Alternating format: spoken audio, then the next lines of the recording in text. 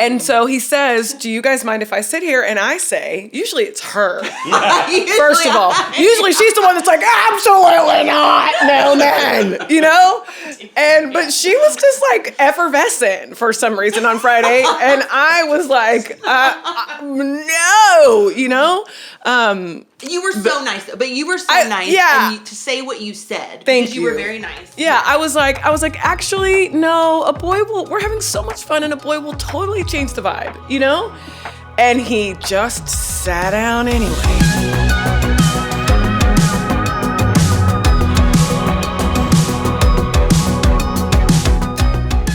You're listening to Premeditated Opinions because, yes, we thought about it, and then we said it anyway.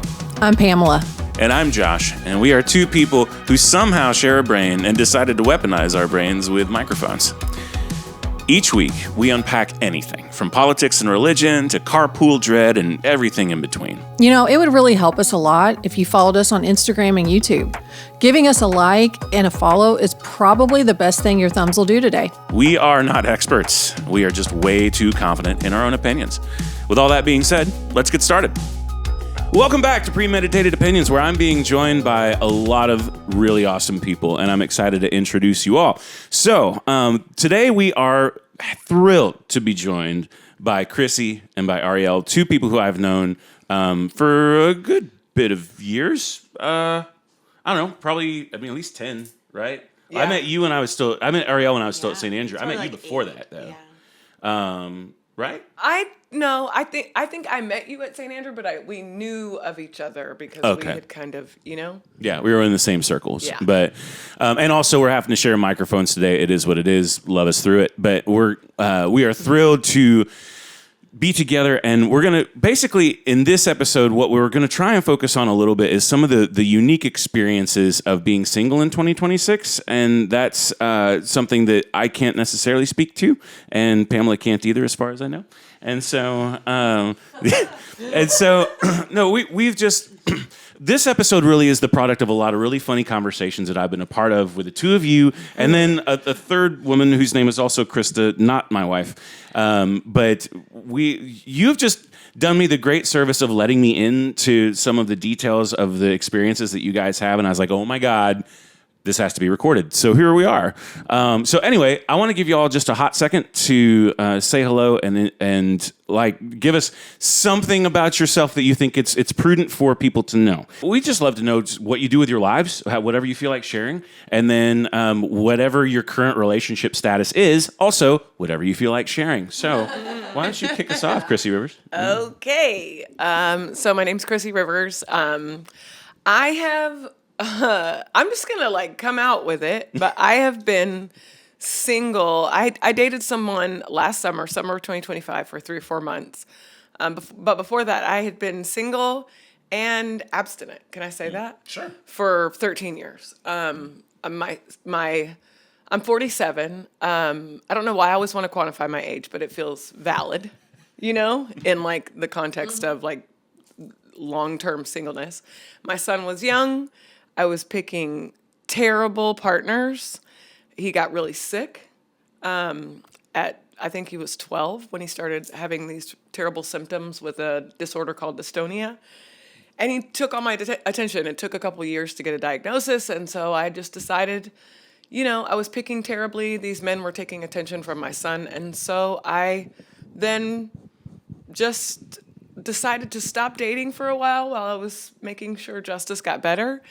And then the muscle atrophied. That's the best way I can think of to describe it, is that it just became the way I was living. And so in the last year and a half, I've lost over 100 pounds, which is really cool and comforting, and I feel really great in my body, So last year I started dating again, and it is a minefield.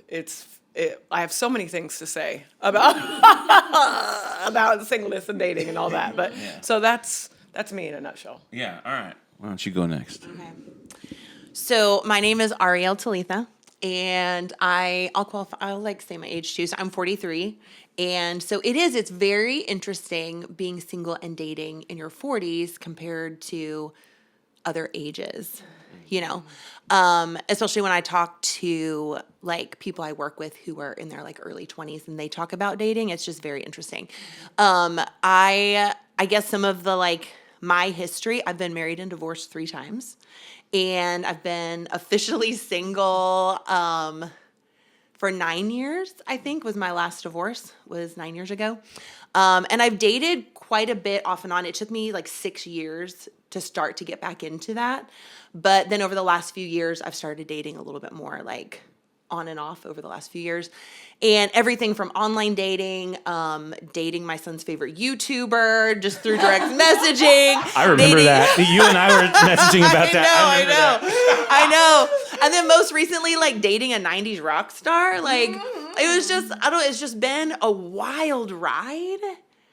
And it's really fascinating and super interesting and just, I don't know. It's just wild. Yeah. It's like my favorite thing to talk about. Yeah. Yeah. Well, you're in the right place. Yeah. So, as far as like, you'll have somewhat different backgrounds as far as just your path through sort of earlier relationships. But, you know, you said you're 43, you married and divorced 3 times. That means your last marriage ended when you were 34, which means you got started young. Yeah. Like, what do you feel like? What influence do you feel like that had over your circumstances? Like, was it helping you, hurting you? I mean, what? Yeah, well, I think I grew up as the oldest of 5 kids in a pastor's home and in Baptist denomination. So there was a lot of like, marriage is the ultimate goal. You can't do anything on your own.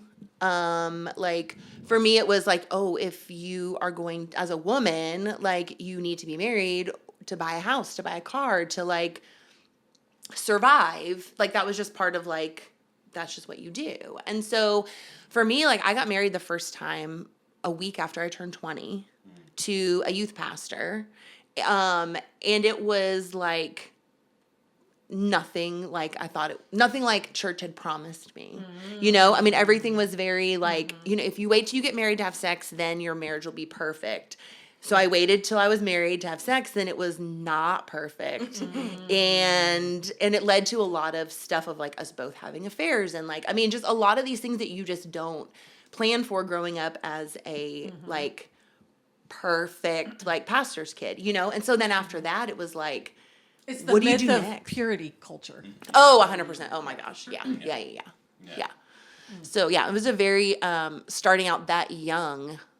I mean, I was a baby, you know, like, I mean, I look back, I look at 20-year-olds now and I'm like, how in the world was I a youth pastor's wife and in charge of other people's kids at camp? You know what I mean? Like, it's so crazy. And then to think like, these are such big steps. To take when you're so young, and I wasn't ready. Well, and it's funny too, personally, like I feel like I was probably 40 still feeling like, am I technically an adult? Like, Yeah. sometimes I'm still like, I need an adult, please. Right. You know, like, and then you've got these 20-year-olds, get married, having kids and all of this. And it's just, you look back now and I don't know, maybe it's generational, maybe it's just the way of the world now, but it's insane to think about like even just my daughter getting married. Well, she's different, but anyway. she's like, she still thinks boys have cooties and she's 13. So Yeah, we're the worst. Yeah. No, so, Chrissie, kind of what was your early path? Like when you were kind of getting into dating and relationships, kind of late teens, early 20s, mid 20s. Like what do you feel like was sort of your on ramp into serious relationships? When did that happen? I love when I ask a question, the answer is just laughter. Yeah. I didn't have that. I didn't have that at all. My upbringing was just almost non-existent. I say tongue in cheek a lot. I was raised by wolves, but I just didn't have. I didn't have any kind of structure.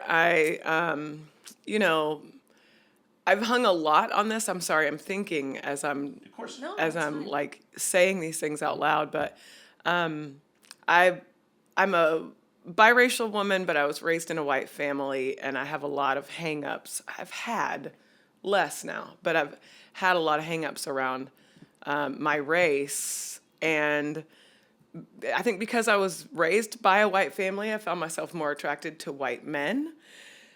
But white men weren't really attracted to me, you know? So I've spent a lot of my life single. I don't think my first real boyfriend, I can't remember who it was.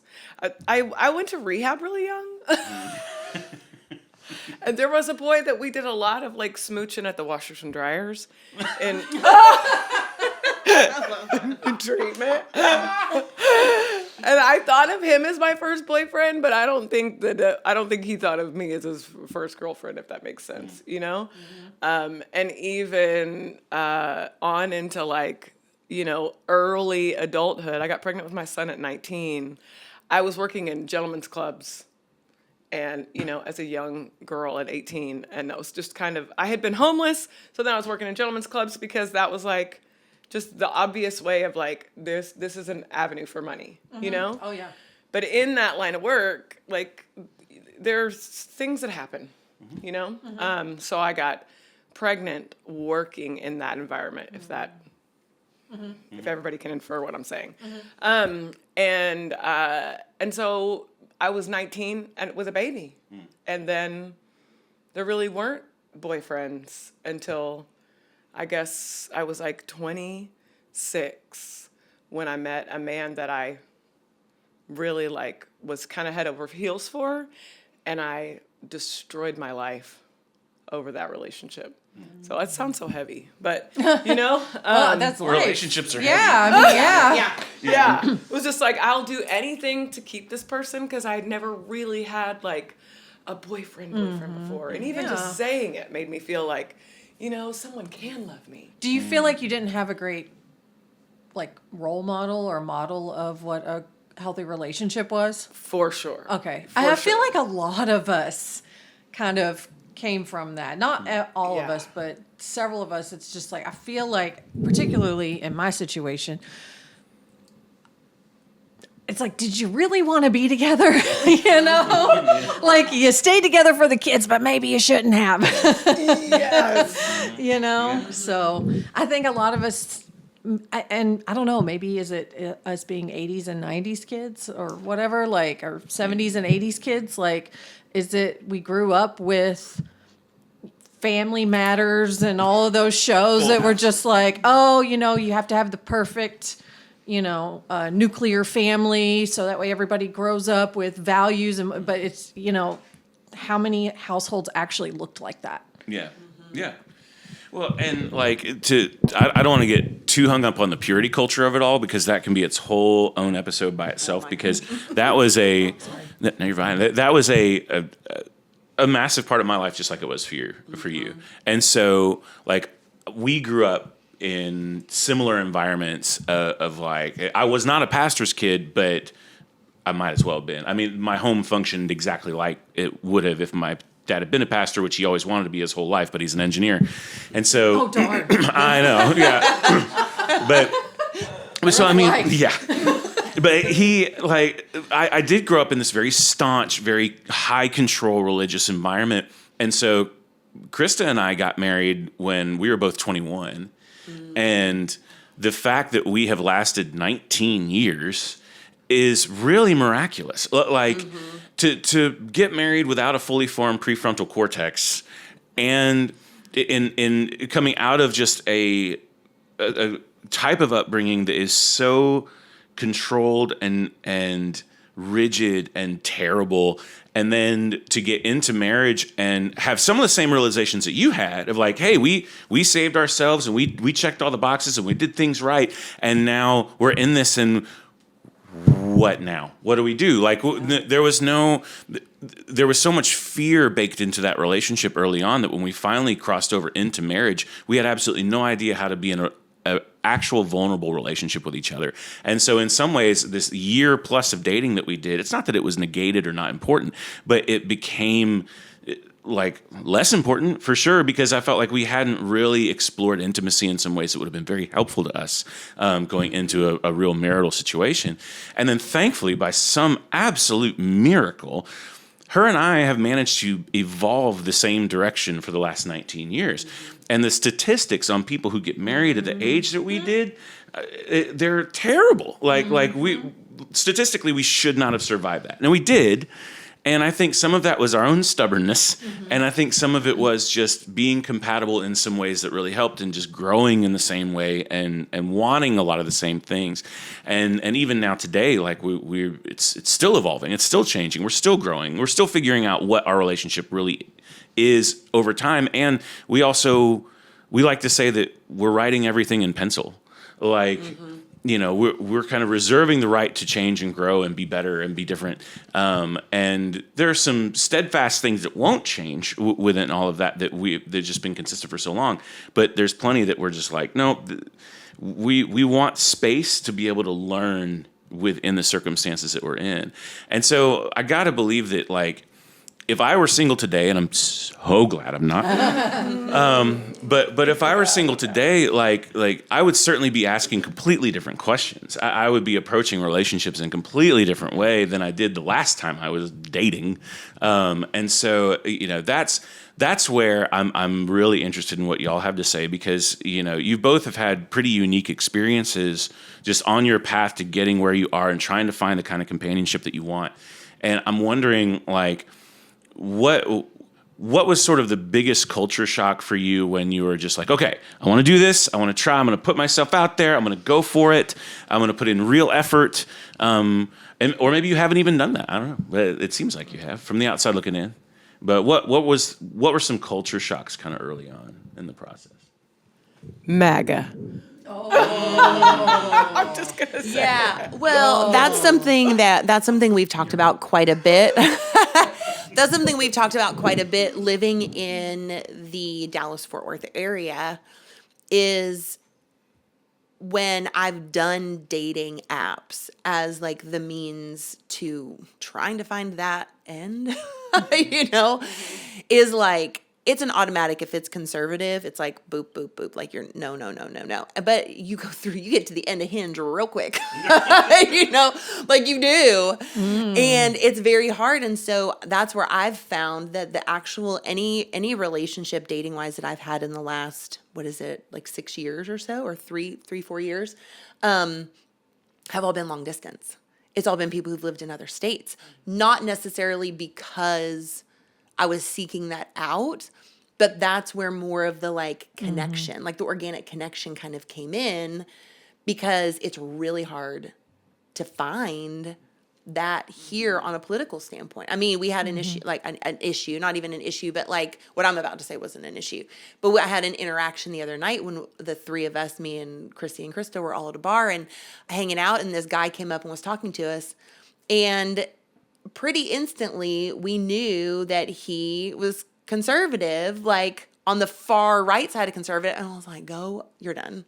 Bye. Like, go away. That wasn't the only reason we told him to leave, but it was just like, but it's like, gosh, you can't even, it's so hard to even go out and like meet people organically. Wait, are you talking about Vlad? Yeah. Oh, Yeah. I didn't even recognize that he was probably conservative. I was just like, something about you grosses me out, and I want you to stop talking to me immediately. Yeah. Immediately. Well, it was that. that was I don't know what it is, but I don't like you, and no, you cannot sit here. No.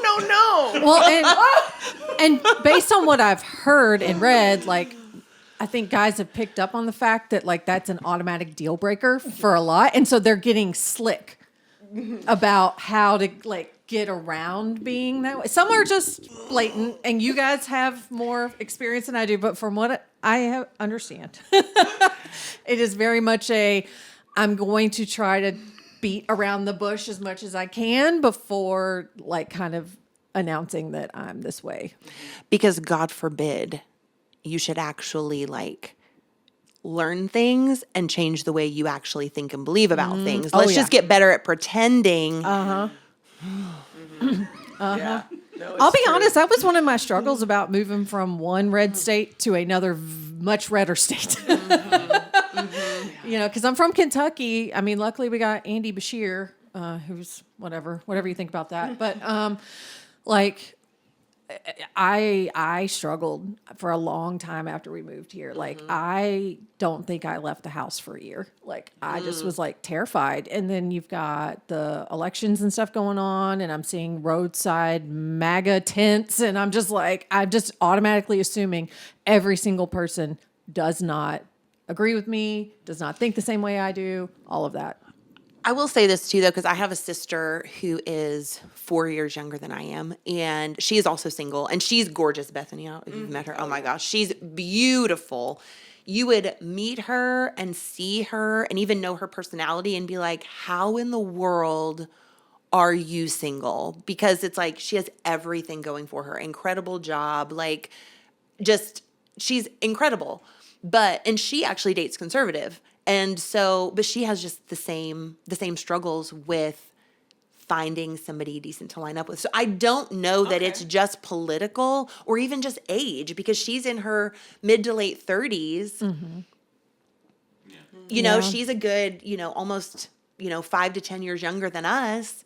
And she still has some of the same struggles with finding somebody decent to line up with, or to date. I think that things are, and again, you guys can correct me here. I think it feels like things are getting stacked up harder and harder for singles these days, where it's like people aren't going out as much, well, because of the economy and not being able to go out and, pay for gas to go get drinks with somebody that, you don't know if things are going to line up. It seems like it's harder and harder to get into spaces where people who are looking for the same things that you are looking for. We have a friend, Madeline, who's struggling with this. She has certain things that she's looking, and I'm not saying lower your standards. Like, that's not what I'm saying, but it's just like, she does struggle in like, where are the decent people? And she's starting to feel like, I just don't think they're here. Like, she's done the apps, she's doing the gym thing, she's trying to put herself out there. She's like to a point where she's starting to go to like networking events because she's just like, I don't know where else to find like a decent person. But at the same time, she is looking for somebody to marry, to help her with, she's got young children and she's younger. She's in her early 30s. And then that kind of got my wheels turning too around marriage and companionship in general. I feel like we grew up where marriage was the norm. And I think that marriage should be the exception. You guys are an exception. Like, luckily it worked out, but you went into it thinking, this is the norm, this is what I'm supposed to do, not really knowing, and then it just luckily worked out. I feel like there are some people that are meant to be together, who are soulmates, and I just think sometimes it's just the exception. It's the exception, it's not the norm, and it's kind of like, what are we going for here? Like, what are we actually looking for? Is it marriage? Is it companionship? Is it what? So yeah, I wonder how much just relationships are fundamentally changing, like what you're talking about. Like, there's, even when it comes to like divorce, my own perspectives around divorce are just wildly different than they used to be. Like I don't chalk it up to some gigantic failure or some like betrayal of some code of ethics that we all made up on our own. It just indicates that something was working and it wasn't working anymore, and the healthier result of this is going to be for us to move on and find something that actually meets our needs. The argument for that could be that it keeps you on like a nice, tidy path for people. You know what I mean? Like, if this is the goal and this is what we're instilling, there's some really good guardrails. Like, I guess maybe for some people it could. I think for me, it probably kept me on that path, like in junior high, high school, early 20s, that kind of stuff, as far as like not doing anything like wild and crazy according to like what the church would call wild and crazy. You know what I mean? But there's also the other, I think it could be argued the other way, and this is probably more where I would argue now, is that is having those ideals that were supposed to be guardrails also make it impossible for maybe for some people to pursue what they were actually supposed to do, what they were actually, because my whole thing when I got married when I got married to my first husband, I was actually, when he and I met and were dating and about to get engaged, I was actually working on getting a record deal. And he and I talked about it, and he said that he was not going to wait around for me. And so if I was to pursue that we would have to break up. And I was like, well then how am I going to get married? How am I going to have a house? What in the world? But that was the thought. And that was a very genuine thought. When I married my second husband, we got married 30 days after my first divorce was final. But when we were dating, one of the big reasons that I said yes and married him is because my lease on my condo was about to be up, and I had $5,000 in credit card debt. And how was I, as an assistant manager of a jewelry store who actually made really good money, how was I going to handle this crazy housing and debt situation? But it's bizarre to say that now, because it's like, girl, that is not, but at the time it was because that was like the standard. The standard was, this is the pinnacle of what life is to be for you. And if you don't have that, you can't do any of this. When I think if I didn't have that narrative of this false narrative that I was supposed to live up to, it would have been wildly different, and probably honestly where I am now. But I probably would have got there a lot sooner. You know what I mean? And then you fold shame on top of that. So you've got people who are basically shaming you into this particular narrative. And so you're just kind of like, well, this is what I got to do. And you just totally, especially as females, you just kind of take whatever your wants and desires and things that you want to do, and you just kind of tuck them down and forget, and just nope. This is what I got to do because this is what everybody's telling me. This is what I've grown up seeing. All of that. No, I can't get too big. I can't be too much. I can't live into who I am because otherwise I'm going to be homeless, or I'm going to do this, or I'm going to do that, or whatever. I just have to say that I think one of the simplest but hardest to learn lessons I've learned as a middle-aged woman is that a man, I'm looking into the cameras, a man is not a retirement plan. A man is not a retirement plan, okay? You get a 401k. I'm the retirement plan in my home. You do not, I don't know how many young women are going to watch this, and you guys seem to probably know this way better than my generation, but you do not have to marry somebody in order to have financial security. And I think for so long, that's been a thing that all my life, every woman in my family, I can think of just everything I ever learned about relationships was you'll meet someone who will take care of you. You'll meet someone who will take care of you, and then they end up expecting you to take care of them. Yes, and that meant that and you're like, wait a minute, I can't do all of this and take care of children and take care of the house and take care of you and have a job and all the things. Okay, and the extent.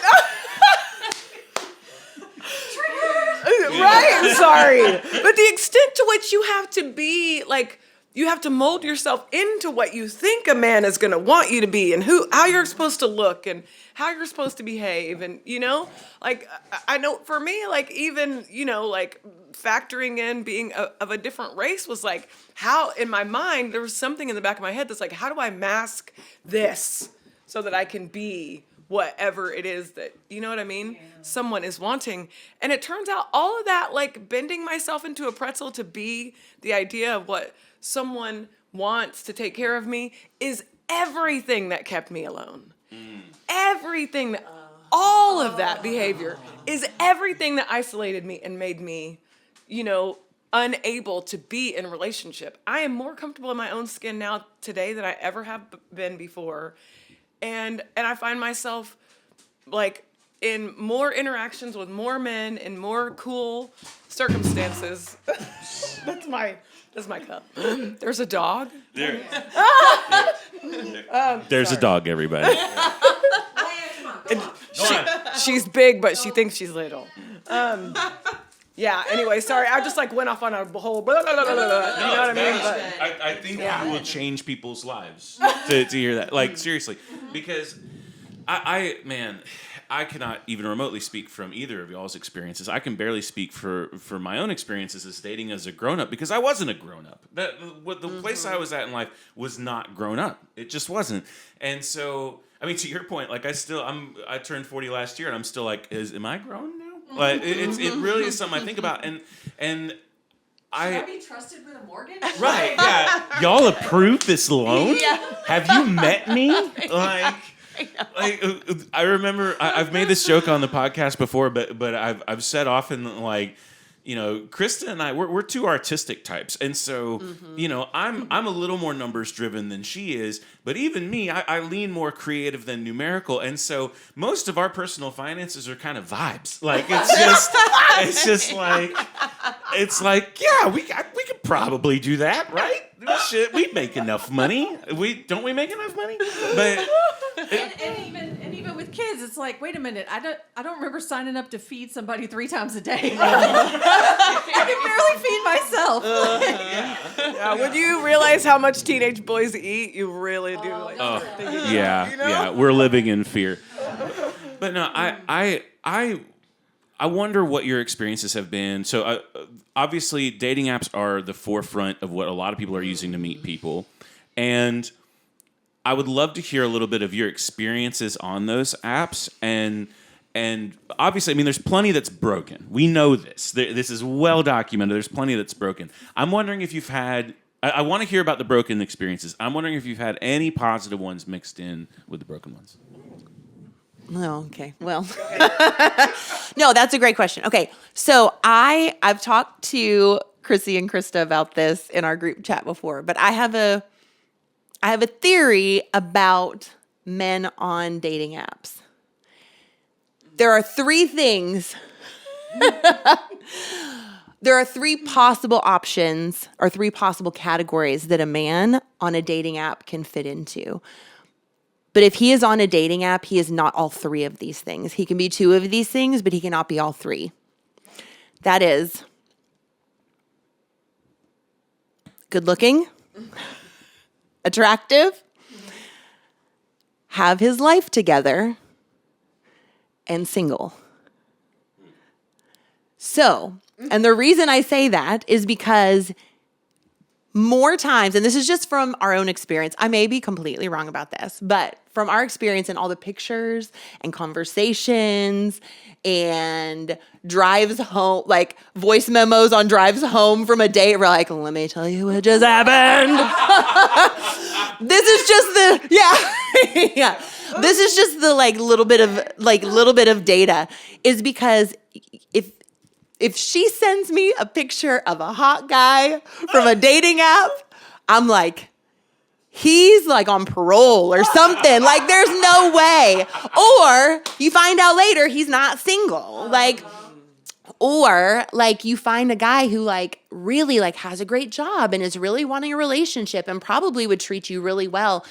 And there's zero chemistry and there's zero attraction. He's just not not that he may not be for anybody, but there's not that thing. Mm-hmm.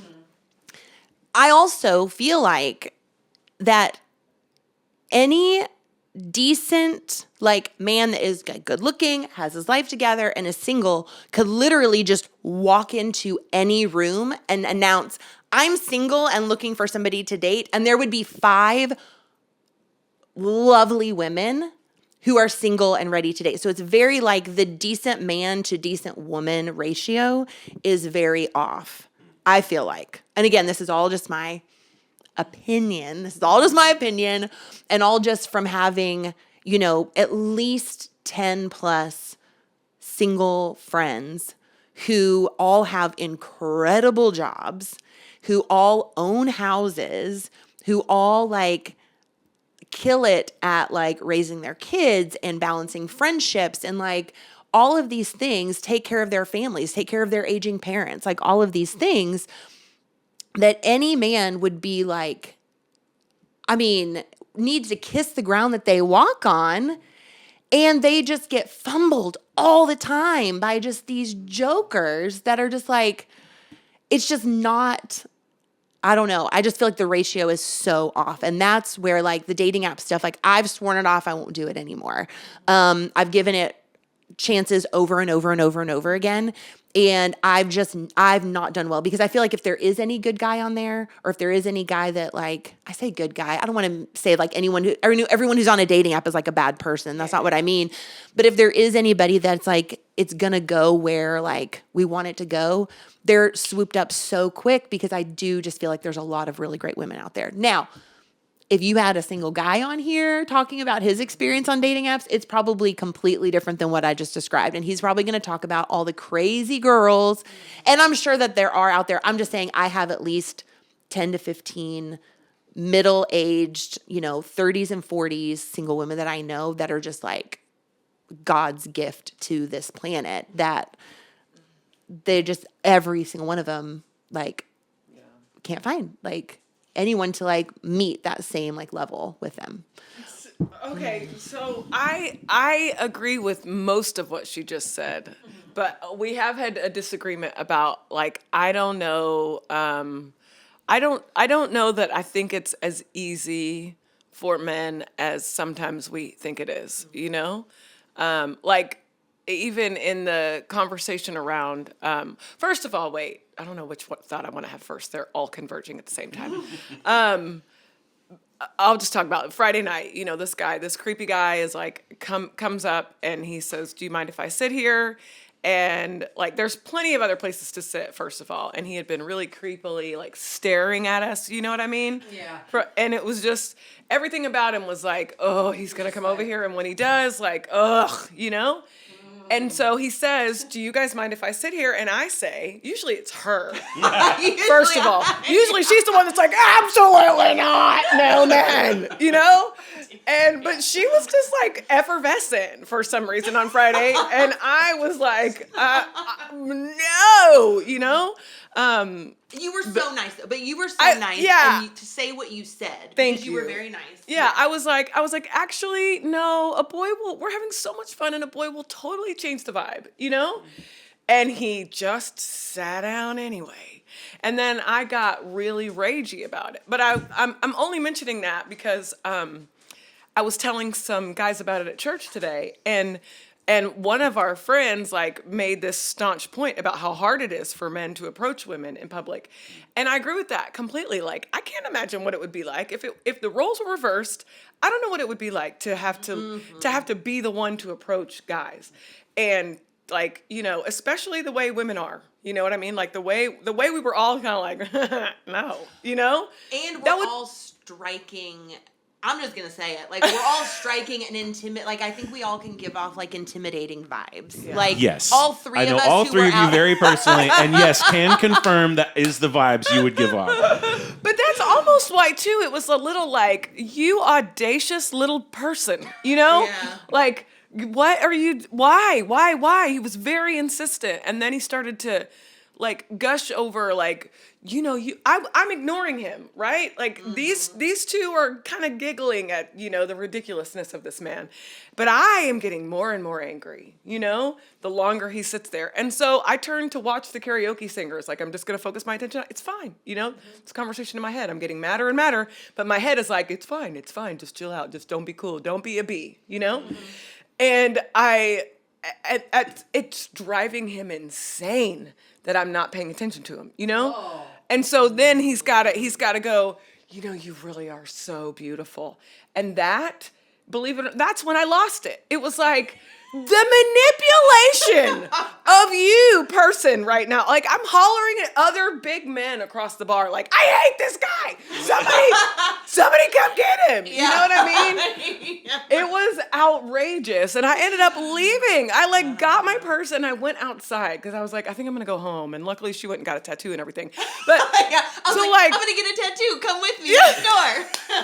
But I Did think you actually go? Oh, yeah. I got a tattoo. Yeah. Yeah. She totally did. But I think my whole point is like this guy was like he was a very he there were a lot of things that I would check boxes off that like are undesirable to me. However, I really want to give men empathy and like just trying to be the ones to like to do that, to make the approach. What? Say what you know. No, I love what you're saying. Josh and I caught like locked eyes because it's like you're like I really want to give men empathy, and I'm like, I can They feel get her enough. seething anger from 2 seats away. Like, but that's our different. But that's also our different experience. That is our different experiences. Not that like I mean. We just have different experiences with men. And you've had terrible experiences too, but you've also had good ones. And I've had terrible experiences, but I've also had really good ones. Like, but it is, I'm like, that is like kind of a like touchy subject because it is hard whenever you have a good guy in your life like you, or like when we're raising boys, like I'm raising a white man, but guess who has hurt me every single time? A white man. So how do I raise someone who's going to be different than what I've like experienced, you know? And how do I raise somebody who's going to like be like hopefully change some of that stereotype? And and I can't imagine.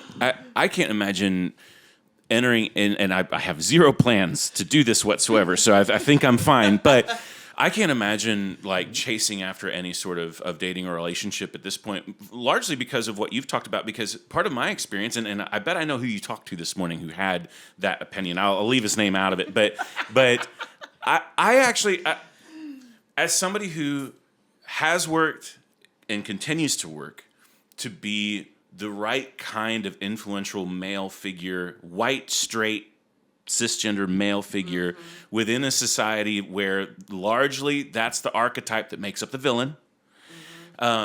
And to try and be somebody who operates in a space where it's like, no, it can be different. I can be different. We can collectively do something that is a lot healthier and more inclusive and better than what's been offered before. But I'm now up against hundreds and thousands of men who have set the bar in a way where no one is going to trust that I would come at relationships from a healthier place, from a more genuine place.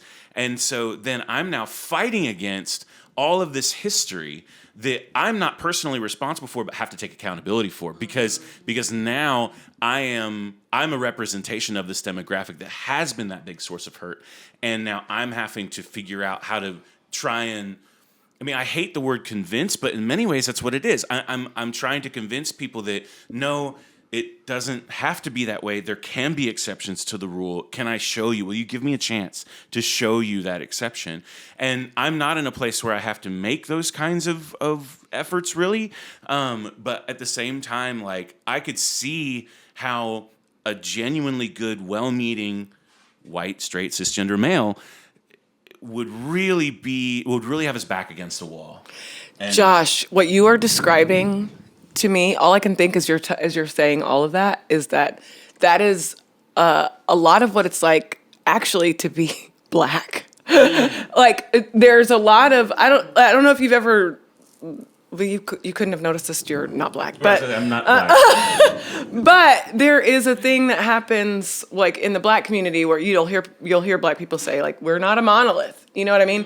We're not a monolith. But there is like when Obama was elected, there was a collective puckering of the booties. You know, it was like please don't fail. Please be good at this. You know what Please be good, because we're all hanging on the line of what they think of all of us. You know what I mean? And I think just to bring it back to like singleness and dating, I think that is also why statistically, I don't know if you guys knew this because also again you're not Black, but so you probably haven't read these stats, but Black marriages between white men and Black women have some of the in America, I don't know about the rest of the world, but have some of the highest success rates. Second marriages. Later in life, Black women who have been married and divorced, white men who have been married and divorced, when they, find each other, they have a really high success rate. And my theory, I don't know that anybody knows why this is, but my theory is sort of what you're talking about. A little bit of feeling like, a marginalization, a heaviness, you know? Not that I know that white men aren't marginalized, but I think a lot of them feel like they are. You know what I mean? And I think a lot of, you tell me, but I'm listening to you thinking, I think there's a lot of pressure sometimes to like not be a douche, you know what I mean? And carry like this weight of being the man that you want to be. Yeah. I don't know, but I think it's a fascinating statistic. Well, you know? and that is interesting. So carrying the weight and trying to not be a douche, that there's a tension around. Okay, I'm kind of projecting myself into what you're saying because I can only speak for me, but I think that this probably holds up. There's this idea that, okay, well, the most attractive men are confident men. Okay, well, what does that confidence need to look like then to not be gross? Like, because if it's not walking up to a woman in a bar and trying to engage with her and try and be complimentary. Now, homeboy who approached you was doing it wrong, but but at the same time, like I'm trying to put myself in that position of like, if I'm having to approach a woman in a public setting who's obviously there with her friends, which that adds a lot of complication to it. There's a confidence that I would want to walk into that interaction without being off-putting, and that's a line that I think moves almost minute by minute. Like, how do you approach these things and be the right kind of person, the kind of guy you want to be and be perceived as, and generate enough interest to get some reciprocation in the conversation and to actually get things moving. And so I would never go as far as to say white men are marginalized. I don't believe that to be true in the slightest. But I do think that there is sort of a pre-accepted idea of who you are all by itself before you even open your mouth. And that's something that I would just have no idea. I don't even know how I'd approach that, to be honest with you. Like, if I were in that situation. So I'm not in your situation, but I'm just sitting here, wheels are turning, and I'm thinking like there's confidence and there's arrogance, you know, and that dude was clearly arrogant, narcissistic, couldn't read the room. Yeah. And I think there's a difference between like reading the room. You know, it's one thing to like start a conversation with somebody, like say you both walk up to the bar, you know, the guy, you know, allows you an opportunity to order, maybe you chit chat and you quickly figure out like she wants to continue talking to me or not. Mm-hmm. Like she will either walk away with her drink and go back to her friends, like, but I'm not going to chase her, you know, like, and also being able to like hold a conversation, you know, like being able to act in, you know, be interested and, you know, but not be creepy. Like there's got to be guys that got to know this at some point, or they got to figure it out at some point of like read the room. And, you know, again, arrogance is not confidence. Like confident to me is like you can hold a conversation. You seem interested in what I'm ordering, or, you know, you're funny, or you crack a joke, or, but there's not like, you're not forcing it, you know? And then, because I'm just thinking even times, so yeah, I am not single, but I have been on business trips and ended up at the bar and been flirted with. And there are times like I will have conversations with guys. Doesn't mean it's leading to anything, but like, I'm just thinking through like when that has happened, when have I been like, and when have I like been like this, or like just engaged in the conversation? And a lot of times it's that I don't feel pressure. Yes. When guys are able to create that, like read that room and create that environment where it's like, okay, you're not here. Like maybe we're, you know, both traveling or whatever. We're sitting at the bar. We're just chit chatting.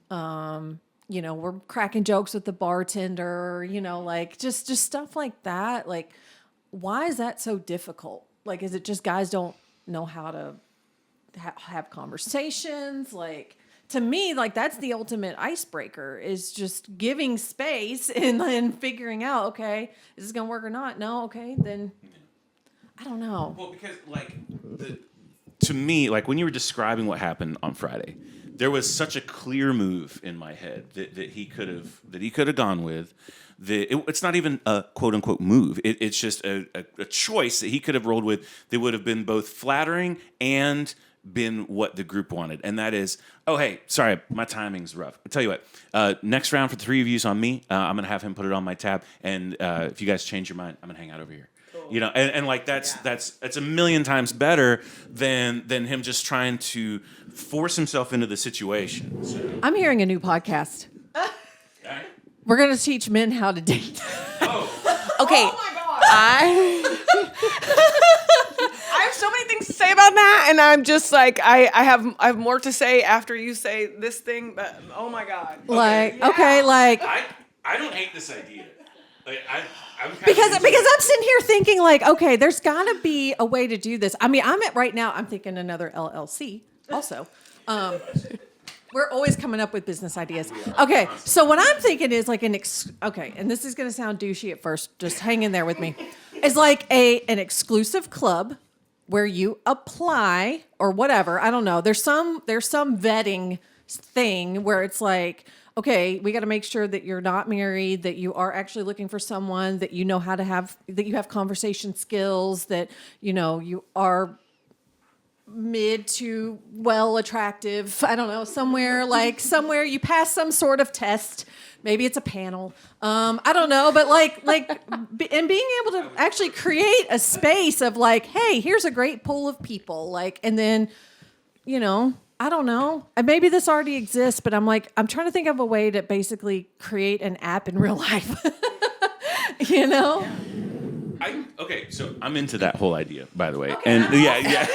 Okay, but listen. I'm also not single. I don't know your experiences. I don't know what works and what doesn't. I'm just sitting here like We're facilitators. I'm also a problem solver, so I'm gonna try and come up with solutions. Yeah. And you're a project manager for a living, so you're always just like, we could do it like this, and then we're here. But the 6. But I'm totally into that idea, and I'm going to circle us back to the dating app thing here in a second. But like, I've had the thought before of, okay, this maybe is okay. I'll say it this way. I've had the thought before that I feel like I have a little bit of something to offer after 19 years of marriage, and you know, kind of having the life evolution that I've had over the last 20 years or so, and I don't think it's an accident that. When friends of mine and even siblings of mine, my youngest brother's about to get married. He gets married next month. Like I've had so many conversations with engaged or newlywed men who are just like, what do I do? And these are people who are intelligent, who are thoughtful, who are well-spoken. A lot of them grew up in high control religious environments. All of the focus is around what happens before you put a ring on it. And then you put a ring on it, and you get married and all that. And one of the things I've said about, especially the conservative evangelical church for a long time, is the church did a great job when I was young of making everything about sex and then making me feel bad for it. And so when I really started to unpack a lot of that, I realized that we had put all of our focus on one or two areas that actually were not remotely the most important areas, and that we had left everything else just for us to figure out on our own. So say all this to say, I'm on board with a separate podcast. I'm leaving this in the episode as a teaser because maybe it will be premium content. But yeah. But like I love that idea. But I want to circle back. I know we don't have a lot of time left. So there was something that came up, and I know we could talk so long about all of this, but there was something that came up that Chrissie sent to us on Instagram, which was there are these AI models. It was one of the CEOs of one of the dating apps, wasn't it? Bumble. The CEO of Bumble was talking about how the future of online dating could look like an AI bot dating another AI bot, and those AI bots deciding if their human counterparts were good for each other. So essentially, you as a human being have an AI counterpart that then dates another AI counterpart digitally and decides whether or not you're compatible. I have strong feelings about this and a lot of AI in general, but I'm curious, is that appealing? Is that an appealing alternative? You want me to go first? Okay. So you sent that to us, and as somebody who, I also feel like I have a complicated relationship with AI because my 9-to-5 job is in animation, design, that sort of thing. And so we're always learning. And it's one of those things. It's like, if you don't grow, like, what do you become obsolete? So there's a lot of like just back and forth and like talk about AI and that sort of thing. I'm also a person who does use ChatGPT quite a bit for different things. And a lot of it's like just for editing. Like, I'll come up with something first and then I'm like, hey, I'm not the best editor, so I just need help tightening some stuff up. So, but over the last couple years, I'd use AI. I mean, I'd use ChatGPT a lot for even like talking through, like, I want to do something different. So how do I, like, this is how I want to respond to this text message. What would be a different way to respond if I want to be? So anyway, I asked, when you sent that, as somebody who has shared a lot of different facets of my life on ChatGPT, on AI, there's a pretty good bank of information about me that I feel is pretty accurate, because I've been pretty, probably more honest than I am with people a lot of times. It's probably not a good idea, but so I asked it, I was like, give me a summary. If you were going to date for me, what would you do? And it gave me this whole like summary on like me and like what I like am, like, what are my strong points? What are the points of like, this is something that Ariel does struggle with. And then it had like a little summary at the end and stuff. And I was like, I read through it. I was like, fan-flippin-tastic. I've done obviously a lovely job at relationships so far, not. And so it would be great. So for me, I looked at it as like, oh my gosh, if there's somebody else who has been as vulnerable and has this accurate of a read on them, and there were like these two things that get together and be like, oh yeah, this could actually, or I could see somebody's info like that, that would be great, because it would save so much time. So I looked at it as more of like, this is a really efficient way to do this. And then you and I talked and you were like, can I just say, I'm going to say what you said, because I think it was something like, you're like, I just don't think AI can ever explain like the way like somebody's skin feels, or the way I fall in love with somebody's smell. And I'm like, but it's true. But it is valid, right? No, it is valid. Yeah, it's valid. Yeah. I just can't, like, how would AI quantify all of the things that are unquantifiable about attraction, And like the last boyfriend that I had, we were so different. And I have no idea why we had such a great physical connection. He was an idiot and kind of a drunk, And he would ask, he was very white, but he would order things like a margarita, one more, uno más, margarita, por favor. And it was super embarrassing. But you know what I mean? And he wasn't Latino, I'm assuming. No. And so if you put it on paper, it's like, oh my gosh, this guy. But I was just like, oh, I have stars in my eyes. It made absolutely no sense. It didn't work. But I don't think I would have ever had, if AI was pairing me up with somebody, it ain't going to be him. And I never would have had that experience. And I cherish that experience. You know what I mean? I got a lot of thoughts now that you guys are talking about it, because like I work with AI all the time. Like, big part of my career. I've got to be on top of what's going on. And to me, AI is a tool. Period. It is not a replacement. It is a tool. So I feel, and there's a couple of caveats. I mean, you do have to be careful about how much personal information you're giving to your GPT and all of that. I agree. Like, it's an art and a science. I do think that maybe you can, I think if I was going to use AI to date, I think it would be more for helping me understand myself versus me trying to find someone else. Because again, like, there are all kinds of guys that look great on paper. I think if the GPT could say, yeah, this is nice, but based on his recent like chats, like, he's a douche. Or like, Yes. Or like, if only there were surveillance involved, is what you're saying. It's just like some of the stuff he's used to write, like, he can't write a sentence in his sleep. So, I think there are maybe some ways that you can use it. I don't think using it as like an application, like screener for guys is really, because then you take so many good people out of the pool. Okay, think of it like this. Two things actually came to mind.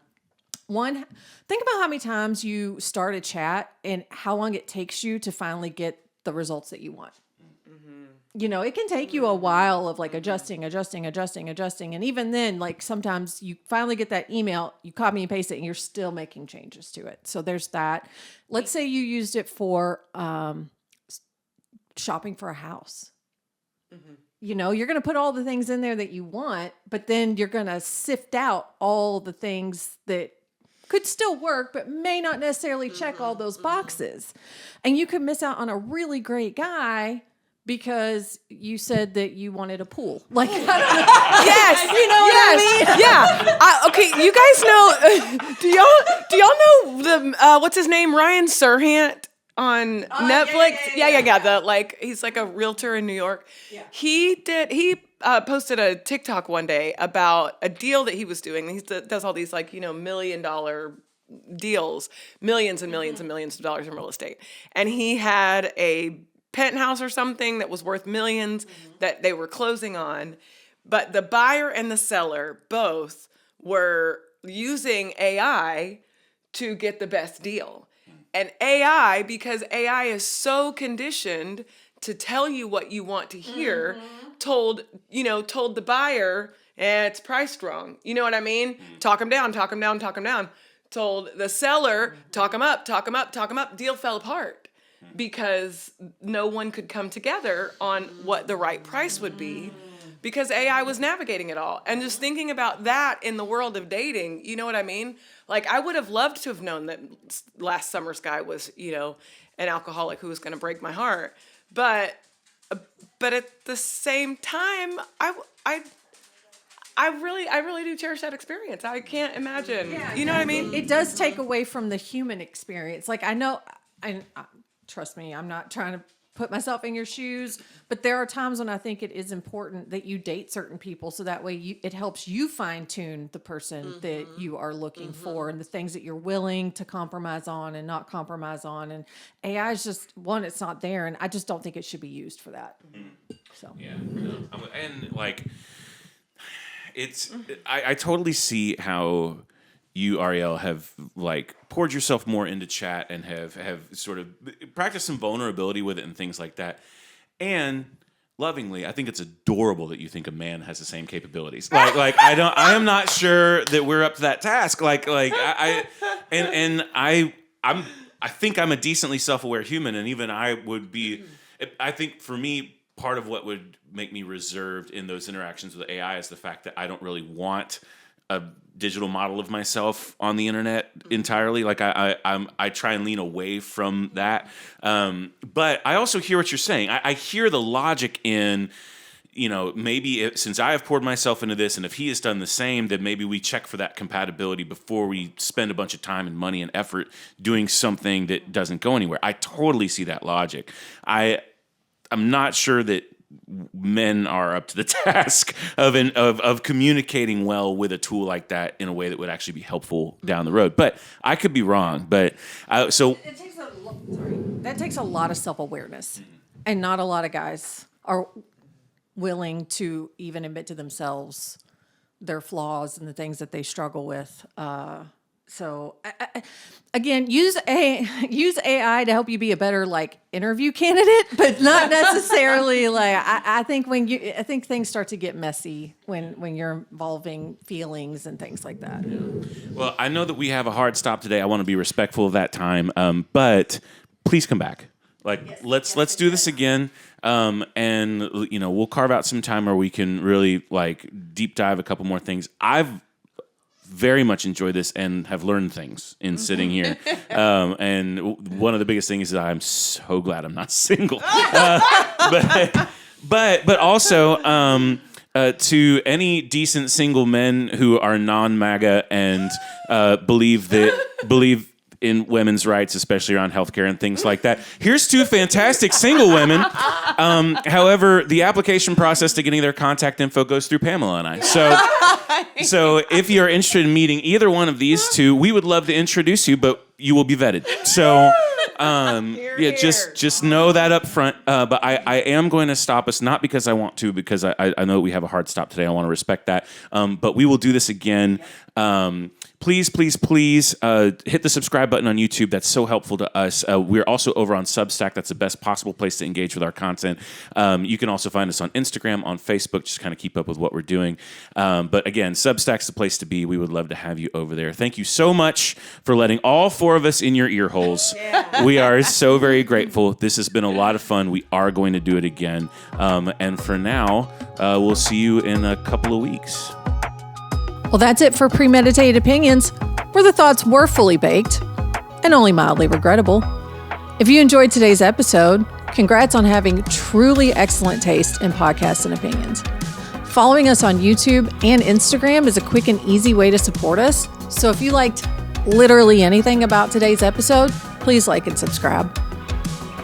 Also, send this to someone who needs to feel seen, dragged, or both.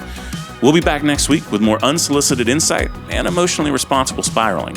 And until then, please stay hydrated and behave yourself in the comments. But if you don't, at least make us laugh.